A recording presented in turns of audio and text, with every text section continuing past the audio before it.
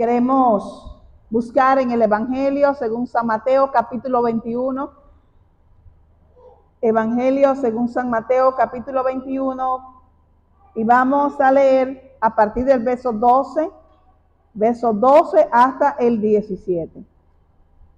Purificación del templo. La palabra del Señor se lee en el nombre del Padre, del Hijo y del Espíritu Santo. Y entró Jesús en el templo de Dios y echó fuera a todos los que vendían y compraban en el templo. Y volcó las mesas de los cambistas y las sillas de los que vendían palomas. Y les dijo: escrito está, mi casa de oración será llamada, mas vosotros la habéis hecho cueva de ladrones. Y vinieron a él en el templo ciegos y cojos y los sanó.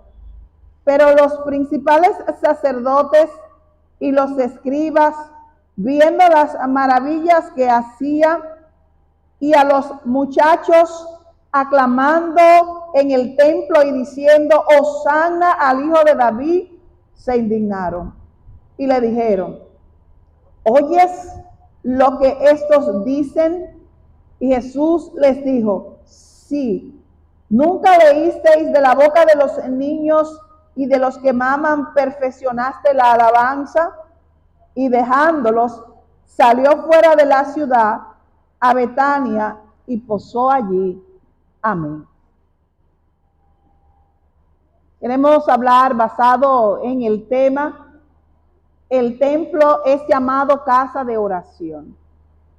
El templo es llamado casa de oración. Y quisiéramos hacer, hermanos, un paralelismo entre el templo como edificio, como casa edificada de bloc, de madera, de cemento, y queremos compararlo con el templo que es hecho de carne, de tierra, que somos nosotros. Queremos hacer esta comparación para que podamos entender lo que el Señor quiso hablar cuando estaba hablando de la purificación del templo. Así que dice que Jesús entró en el templo de Dios. Entró, hermanos, en el templo de su Padre. Y él entró allí. Y cuando llegó, como dice las Escrituras, que el celo de Dios le consumía por la casa al mirar lo que ocurría allí. Y cuando hacemos el paralelismo, podemos notar que de una manera similar al tiempo en el que Jesús entró al templo, en donde no estaba purificado, de igual manera y de una forma distinta, se hace en el día de hoy en los templos del Señor. No están colocadas las mesas, ni se están vendiendo palomas, ni allí están vendiendo como si fuera un mercado de una manera visible, pero sí se están realizando negocios en los templos del Señor. Y ojalá que fueran los negocios que el Señor desea, porque cuando Jesús se le perdió a sus padres cuando tenía la edad de 12 años y lo estaban buscando, lo hallaron en el templo. Y cuando le preguntaron que dónde estaba, por qué había salido sin avisarle, porque ellos estaban desesperados buscándole, él le respondió: en los negocios de mi Padre es donde yo debo estar. Es decir, en la casa de mi Padre, ahí debieron irme a buscar, porque para eso yo he venido. Pero los padres aún no comprendían la misión encomendada de Dios a Jesús. Así que vemos a Jesús que llega y allí echa fuera todo el que estaba vendiendo y todo el que estaba comprando en el templo. Y volcó las mesas. Hermano, las mesas simbolizan cuando el Señor prepara para poner el pan de vida.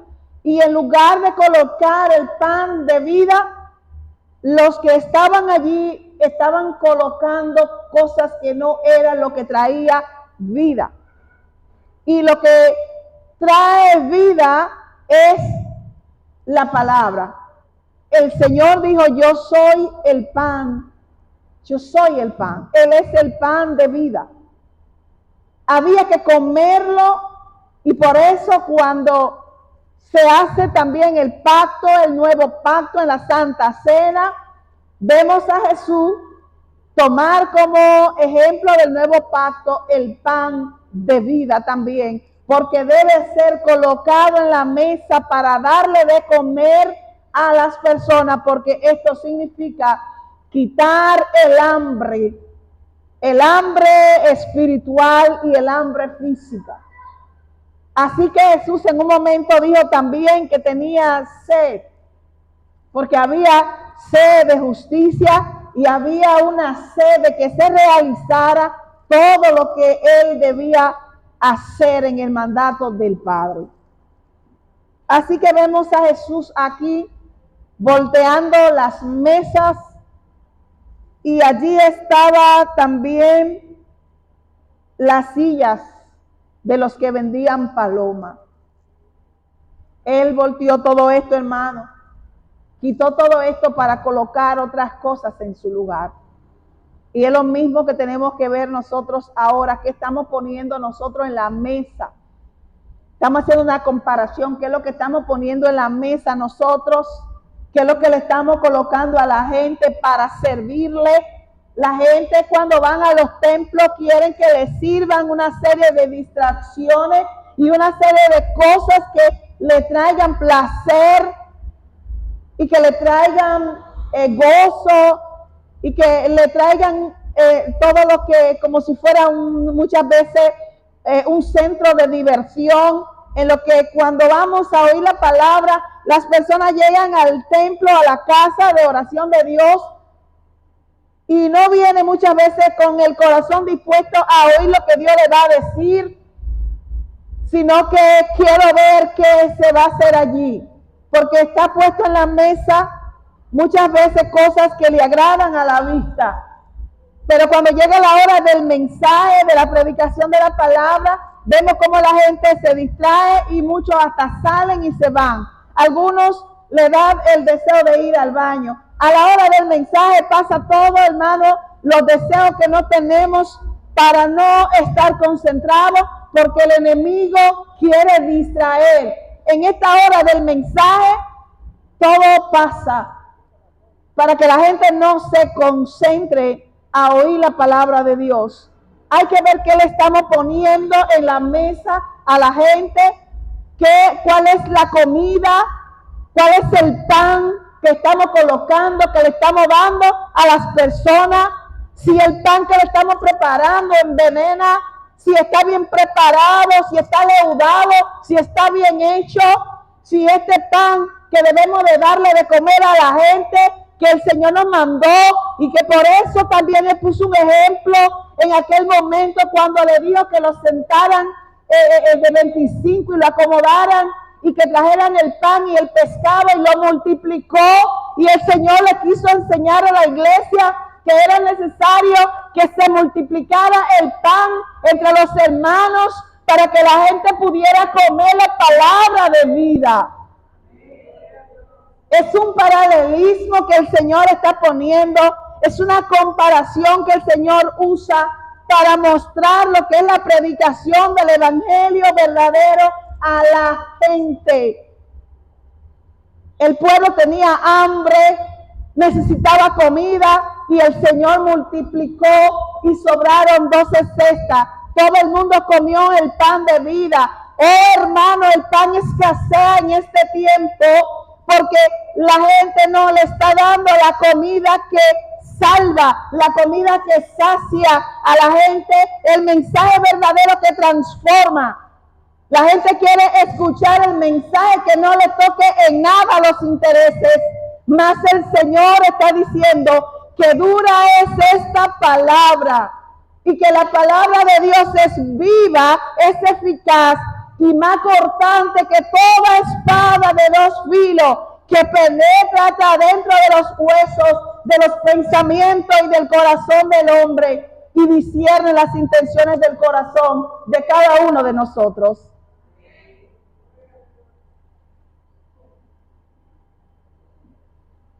El Señor entonces les dice, porque está escrito, hermano, en el libro de Isaías, capítulo 56. La profecía lo dice.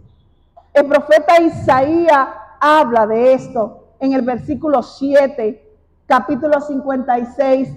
El profeta Isaías ya lo había dicho. Y ahora Mateo y algunos evangelios también lo dicen, trayéndolo de las escrituras. Y dice, y les dijo, escrito está, ya estaba escrito, mi casa, casa de oración será llamada. Así dice también el profeta Isaías en el capítulo 56. Mi casa, casa de oración será llamada. Esta mañana cuando se estaban hablando de las armas espirituales, la oración es un arma de poder. La oración es un arma que tiene poder, hermanos. Hay mucha gente descuidada con la oración. Hay mucha gente desconectada. Hay mucha gente que están descargados como el teléfono. No están conectados. Y cuando el teléfono está descargado, no tiene comunicación. Nada más está el aparato ahí.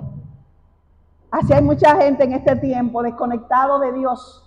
Ahí está el celular, pero no tiene conexión, no hay electricidad, no hay quien lo cargue porque no hay una forma de conexión, no hay oración. Estamos tan ocupados, estamos tan llenos de compromiso que no estamos sacando tiempo para doblar rodillas. Oh, iglesia, cuánta comodidad tiene el pueblo de Dios en este tiempo. Y nosotros decimos que estamos haciendo algo por el reino de Dios. Y nosotros decimos que estamos trabajando en el reino de Dios. ¿Acaso se llama trabajar solamente venir a ocupar un puesto en el templo y sentarnos el domingo, cualquier día que vengamos a hacer? ¿Ese es el trabajo del Señor? ¿Acaso venir al templo es el trabajo del Señor? Si así fuera, entonces que la iglesia trabajaría solamente viniendo a la casa de oración. ¿Qué pasaría allá afuera, hermanos? ¿Quién le daría el pan a la gente de comer allá afuera? Nos acomodamos, el sol pica mucho, yo no tengo tiempo, yo no puedo, yo estoy ocupado, yo estoy en los quehaceres, excusa. Pero déjame decirte que ante Dios no hay excusa para hacer el trabajo que Él nos mandó a hacer a nosotros. Muchos de los discípulos dejaron de hacer y dejaron cosas. Por eso el Señor le dijo a Pedro un día, Pedro, ¿tú me amas más que esto? Y Pedro le dijo, sí, Señor, yo te amo. Y él le dijo, si tú me amas, entonces demuéstramelo, Pedro. Apacienta mis corderos. Mira a la gente como oveja sin pastor. Mira a la gente perdiéndose. Mira cómo el pueblo perece y no hay nadie que vaya a ellos. Nos conformamos con venir a los templos. Pero hermano, el templo es la casa donde venimos a orar, a adorar, a buscar fuerza, fortaleza, para luego preparando las armas, conectando y organizando las armas, salir al combate. Hay que salir a combatir. Hay que salir a rescatar. Hay mucha gente que se está perdiendo y necesita quien vaya. Hay necesidad de que ya el Señor use esos soldados que decimos que somos y que vamos. Cuando yo escuchaba al predicador el domingo decir que se haga la voluntad de Dios en el cielo como en la tierra, y él decía, Dios da órdenes y se cumplen. Dios dice y se hace en el cielo. Y nosotros aquí no puedo, estoy ocupado, voy para tal lugar, tengo un bonche, yo tengo una comida con mis amigos, yo estoy haciendo una edificación, yo estoy en aquello, no puedo. Ni de día, ni de noche, ni de la madrugada, ni a ninguna hora. Yo no tengo tiempo para Dios.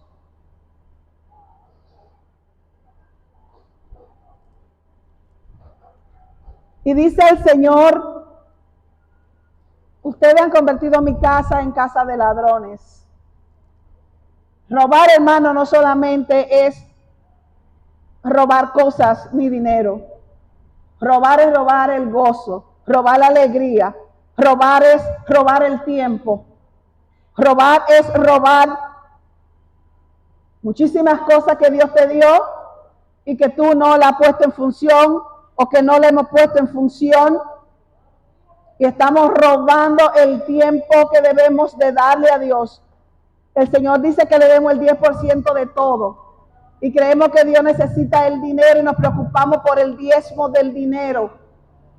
De Jehová es la tierra y su plenitud, el mundo y lo que en él habita. De Jehová es el oro y la plata, de Jehová es todo lo que hay. El Señor no necesita nuestro dinero para hacer la obra. El Señor lo que necesita es disposición de hombres y mujeres que un día le dijeron al Señor que sí, que le iban a seguir, que le iban a seguir, que iban a hacer su voluntad, que iban a ir.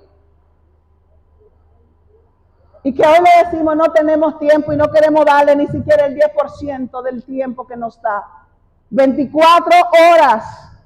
Y no podemos sacar ni media hora para orar, para estar en rodillas, para interceder por la nación, para interceder por los niños, para interceder por la juventud que se pierde, para orar por el país, para orar por la familia. ¿Saben lo que está pasando, hermano, en el mundo?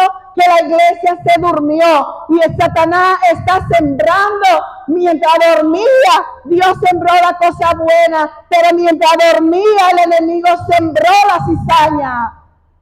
Y la iglesia se duerme y el enemigo siembra el odio, el rencor, la discordia, porque no hay un pueblo velando, porque no hay un pueblo atento, porque no hay un pueblo orando, clamando y contrarrestando los planes del enemigo. ¿Dónde está la iglesia que ora? ¿Dónde está la iglesia que dobla rodilla? ¿Dónde está la iglesia que clama? ¿Dónde está la iglesia que pide liberación?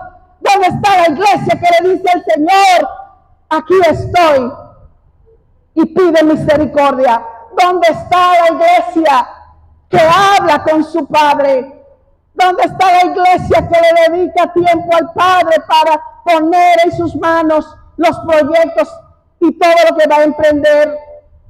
Porque muchas veces hasta las cosas nuestras las hacemos sin preguntarle al Padre si está de acuerdo con lo que vamos a hacer.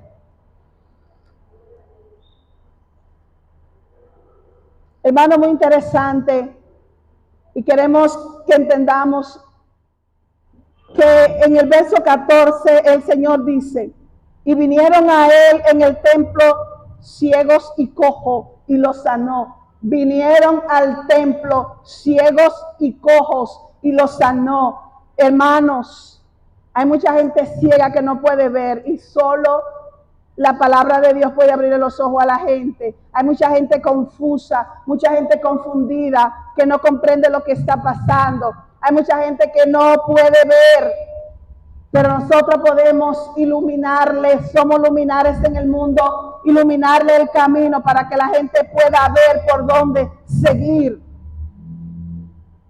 Mucha gente cojo que no puede caminar, que no se puede levantar, que están tirados porque no se pueden poner de pie. Iglesia, en el nombre de Jesús, el Señor está aquí. Ponte en pie. Hay muchos paralíticos, hay mucha gente coja espiritual, hay mucha gente que están espiritualmente coja. No pueden ponerse de pie. Están rodando. Están como los mendigos tirados porque no pueden ponerse en pie. El Señor siempre decía, cuando iba a hacer una liberación, una curación o un milagro, le decía, levántate, levántate, porque lo más difícil es ponerse de pie. Y en el nombre de Jesús le decimos a la iglesia de Villa Consuelo, levántense, levantémonos en el nombre de Jesús. Hagamos el esfuerzo, hermano. Hay que tomar fuerza para ponerse en pie. El debilitado no puede ponerse en pie porque no hay fuerza en los brazos. Pero para eso están los brazos. Somos un cuerpo. Hay gente que son pie. Y si están heridos, hay manos. Agarra tú que eres mano y levanta.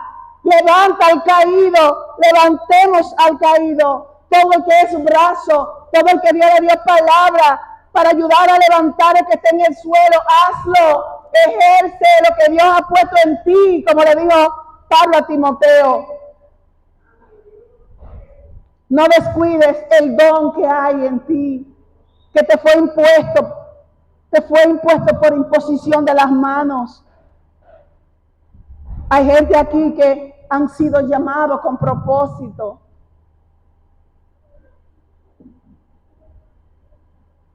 Los principales sacerdotes, hermanos, los escribas se maravillaban de lo que pasaba. Jesús sanó, Jesús levantó, Jesús obró allí, Jesús hizo maravilla y milagro. Y todos los jóvenes que estaban allí, al ver eso, aclamaban en el templo. Recuerda que tú y yo también somos templo. El Salmo nos dice en el 18, verso 6, en mi angustia invoqué a Jehová y clamé a mi Dios. Él oyó mi voz desde su templo y mi clamor llegó delante de él a sus oídos. Desde su templo el Señor oyó el clamor de sus hijos. No podemos dejar de clamar, hermano. Clama como Bartimeo. Cuando te digan calla, clama más duro, clama más fuerte. No deje de clamar, no deje de orar, no te canse. El Señor en su momento oirá tu oración en el tiempo que así Él lo designe. Dice el Señor, si alguno destruyere el templo de Dios, Dios le destruirá a él. Dice Primera de Corintios capítulo 3, en los versos 16 y 17. Si alguien destruye el templo, si tú tomas tu cuerpo, tu templo para hacer lo que tú quieres y lo destruyeres, Dios te destruirá. Nosotros no somos dueños de este templo, de este cuerpo. Dios es tu dueño y mi dueño. Y nosotros debemos preguntarle al Señor cómo debemos andar y conducirnos con este templo en donde también Él ha colocado el Espíritu Santo sobre nosotros. Porque nuestro templo es en donde el Señor coloca el Espíritu Santo de Dios.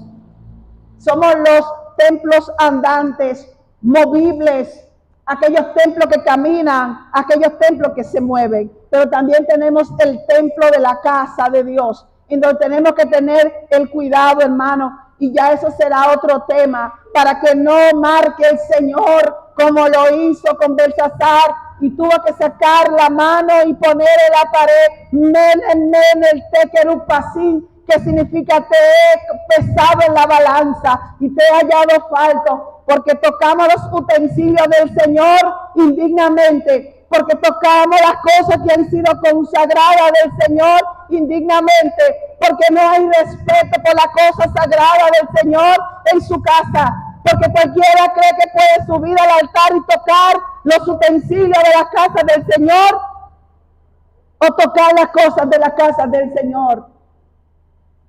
Hermano, eso trae consigo consecuencias muchas veces. Tocar indignamente, dice el Salmo 100, entrar por sus atrios con acción de gracia, entrar por sus puertas con acción de gracia y por sus atrios con alabanza. Los atrios de la casa del Señor son todo el patio, el jardín, todo lo que hay aquí alrededor le pertenece a Dios. Esos son sus atrios y tienen que estar tan limpios y puros como lo es el altar y como lo es el templo. Hay que temer a Dios. El principio de la sabiduría es el temor a Jehová. El Señor le dio espíritu, 7 espíritus a Jesús, y Él nos lo dio a nosotros, y uno de ellos se llama temor a Jehová. Tenemos que temer y temblar delante de Dios, hermanos. Dice el profeta Habacuc en el capítulo 2, en el verso 20, Jehová está en su santo templo, calle delante de Él toda la tierra. El Señor es celoso. Finalmente, dice que ellos estaban contentos, más los que son religiosos, los que siempre están atentos a las cosas de las religiones, no al evangelio, porque una cosa es el evangelio y una cosa es la religión. Aquellos que no estaban atentos a lo que estaba ocurriendo, estaban molestos porque no se daban cuenta que Jesús era el Mesías que había llegado. Y entonces le pregunta dicen los discípulos, ¿te has dado cuenta? Oye lo que están diciendo de ti estos muchachos, cómo te alaban, cómo te adoran, cómo te dicen Hosanna, Hosanna. Y eso le dice, sí, no ha escuchado, no ha leído lo que dice, que lo dice también en los salmos, de la boca de los niños y de lo que maman, perfeccionaste la alabanza. Hermanos, porque los niños tienen alabanza santa, alabanza de labios verdaderos, no alabanza de labios, sino alabanza que brotan del corazón. Dios quiere verdadera alabanza y verdadera adoración de su pueblo. Así que finalmente dice la palabra que dejándolo salió fuera de la ciudad y posó allí. Hermanos, el Señor salió fuera de la ciudad, pero no debemos olvidar que el templo de Jehová es llamado casa de oración. Y tú y yo tenemos que ser casa para Dios, somos templo para Dios y tenemos que estar en oración, conectado a Dios. No nos podemos despegar ni un momento. Dice la palabra, oren sin cesar. No dejen de orar como cuando le falta el oxígeno, como cuando le falta el aire. Oren como si estuvieran respirando cada segundo, sin cesar, es sin dejar de respirar. Ustedes no pueden dejar de respirar, tampoco pueden dejar de orar. Dios les bendiga.